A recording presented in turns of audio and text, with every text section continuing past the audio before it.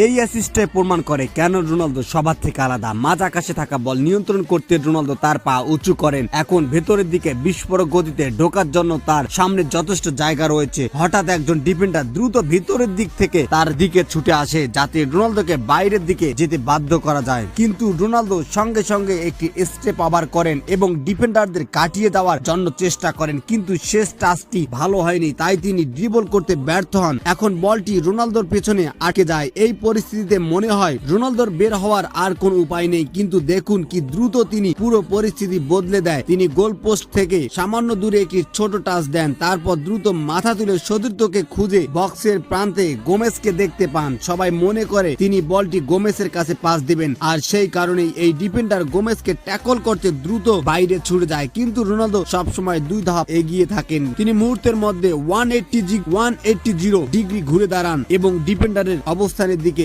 একবারও না তাকিয়ে ফাঁকা জায়গা দিয়ে নিখুঁত একটি রিভার্স পাস বাড়িয়ে দেন। করজমা বলটি পাওয়ার পর শট নেওয়ার ভান করেন আর গোলরক্ষক সরাসরি গোল থেকে ঝাঁপ দেন। এরপর করজমা সহজে বলটি জালে জড়িয়ে দেন।